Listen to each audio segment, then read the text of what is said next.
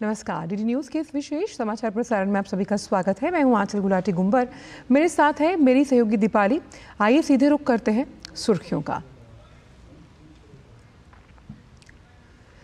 रूस और ऑस्ट्रिया की सफल यात्रा के बाद प्रधानमंत्री नरेंद्र मोदी आज पहुंचेंगे स्वदेश। प्रधानमंत्री मोदी ने ऑस्ट्रिया दौरे को बताया बेहद उपयोगी और ऐतिहासिक।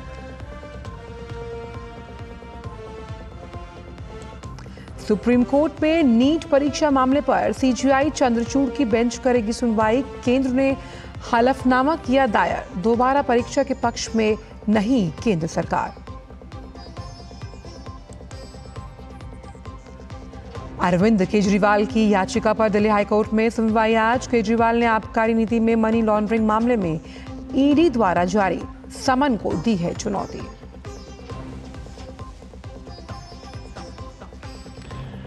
प्रधानमंत्री मोदी का नई दिल्ली में प्रख्यात अर्थशास्त्रियों के साथ संवाद आज। आगामी बजट पर लेंगे सुझाव। 23 जुलाई को केंद्रीय बजट 2024-25 किया जाएगा पेश।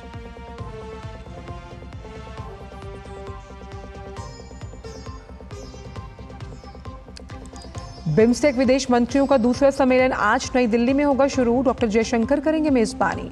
बंगाल की खाड़ी और तटीय क्षेत्रों में सुरक्षा, व्यापार सहित कई क्षेत्रों में सहयोग बढ़ाने पर होगा मंथन।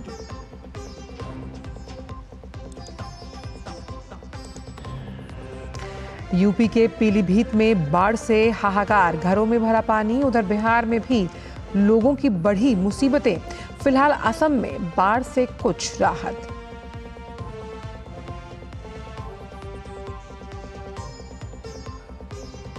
इंग्लैंड ने यूरो कप के फाइनल में बनाई जगह। 90वें मिनट में वॉटकिंस के गोल की मदद से सेमीफाइनल में नीदरलैंड्स को 2-1 से हराया।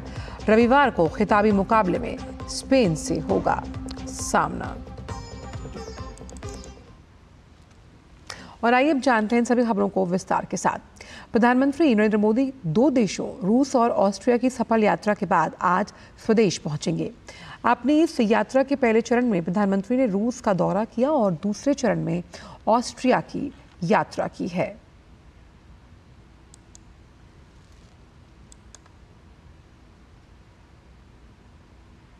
प्रधानमंत्री मोदी ने अपनी ऑस्ट्रिया यात्रा को ऐतिहासिक बताया। प्रधानमंत्री ने एक्स पर कहा कि ऑस्ट्रिया की मेरी यात्रा ऐतिहासिक और बेहद उपयोगी रही। दोनों देशों के बीच मित्रता में नया जोश जुड़ा और मुझे वियना में विविध कार्यक्रमों में भाग लेने की खुशी है। वहीं आतिथ्य और स्नेह के लिए चांसलर कार्ल नेमर, ऑस्ट्रिया की सरकार और लोगों का आभार। वियना में प्रधानमंत्री ने भारतीय समुदाय को संबोधित किया। प्रधानमंत्री ने कहा कि भौगोलिक दृष्टि से भारत और ऑस्ट्रिया 2 अलग-अलग छोर पर हैं, लेकिन दोनों के बीच अनेक समानताएं हैं। प्रधानमंत्री ने स्वतंत्रता, समानता और विविधता को दोनों देशों के साझा मूल्य बताया। प्रधानमंत्री ने कहा कि लोकतंत्र दोनों देशों को जोड़ता है।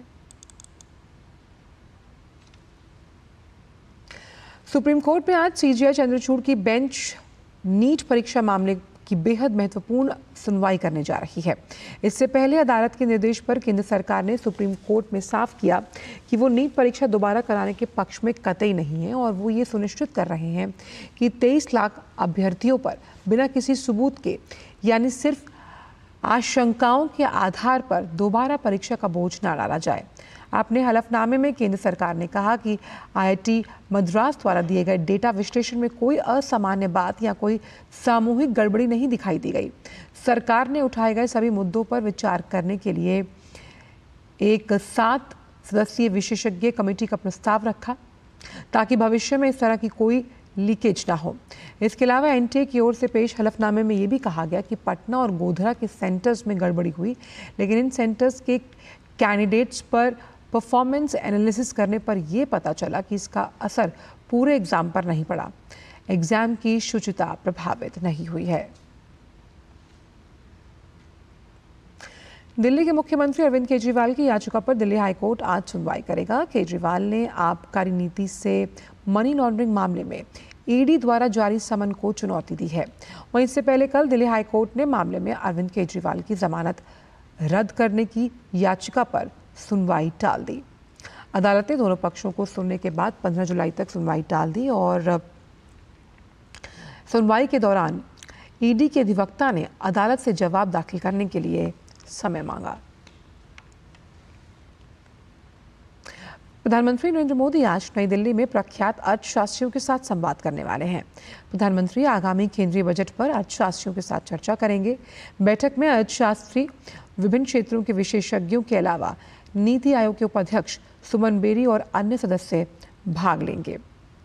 वहीं संसद का बजट सत्र 22 जुलाई से शुरू होगा और वित्त मंत्री निर्मला सीतारमण 23 जुलाई को लोकसभा में केंद्रीय बजट 2024-25 पेश करने वाली हैं। वहीं राष्ट्रीय जनतांत्रिक गठबंधन सरकार के तीसरे कार्यकाल का यह पहला बजट होगा। लोकसभा चुनाव के कारण इस वर्ष फरवरी में अंतरिम बजट पेश किया गया था। बिम्स्टेक विदेश मंत्रियों का दूसरा सम्मेलन आज नई दिल्ली में शुरू। विदेश मंत्री एस जयशंकर अपने समकक्षों की मेजबानी करेंगे। ये 2 दिवसीय रिट्रीट बिम्स्टेक देशों के विदेश मंत्रियों को सुरक्षा, कनेक्टिविटी, व्यापार, निवेश और बंगाल की खाड़ी क्षेत्र और इसके तटीय इलाकों में लोगों के बीच संपर्क सहित विभिन्न क्षेत्रों में सहयोग को व्यापक और गहरा बनाने के अवसरों पर चर्चा करने का अवसर देगा। दिल्ली में आयोजित होने वाली इस बैठक में शामिल होने के लिए थाईलैंड और श्रीलंका के विदेश मंत्री आज भारत पहुंचे। इससे पहले कल भूटान के विदेश मंत्री डीएन धुंगिएल और म्यांमार के उप प्रधानमंत्री और विदेश मंत्री यू थान स्वे बिम्स्टेक विदेश मंत्रियों के रिट्रीट में भाग लेने के लिए वो नई दिल्ली पहुंचे। खबर उत्तर प्रदेश से, जहां के कई जिलों में भारी बारिश की वजह से बाढ़ आ गई, जिससे कई गांव और फसलें बुरी तरह प्रभावित हुई। आपको बताएं कि बस्ती, अयोध्या, सीतापुर, श्रावस्ती, सिद्धार्थनगर जैसे जिलों की नदियों का जलस्तर बढ़ गया है। वहीं जानकारी के मुताबिक श्रावस्ती और सीतापुर जिले में डूबने की वजह से 5 लोगों की मौत हुई है। पीलीभीत और लखीमपुर खीरी में हालात सबसे ज़्यादा खराब हैं। पीलीभीत में वायुसेना की सहायता से पूरनपुर तहसील में एयरलिफ्ट ऑपरेशन के माध्यम से बाढ़ में फंसे हुए लोगों को सुरक्षित स्थान पर पहुंचाया गया है। वहीं बिहार और नेपाल में भारी बारिश की वजह से राज्य की नदियों का जलस्तर लगातार बढ़ता जा रहा है। नेपाल की तरफ कोसी में साल 2004 के बाद सबसे ज़्यादा पानी छोड़ा गया। बिहार सरकार द्वारा बाढ़ प्रभावित लोगों के बीच राहत सामग्री का वितरण और बचाव कार्य अभियान वृहद स्तर पर चलाया जा रहा है।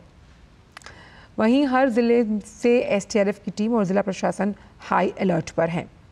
राज्य में बाढ़ से निपटने के लिए एनडीआरएफ की 14 टीमें अलर्ट मोड पर हैं। रोमांचक जीत के साथ इंग्लैंड ने लगातार दूसरी बार यूरो कप के फाइनल में जगह बना ली। प्रतियोगिता के दूसरे सेमीफाइनल में इंग्लैंड ने नीदरलैंड्स को 2-1 से हराकर खिताबी मुकाबले में प्रवेश किया।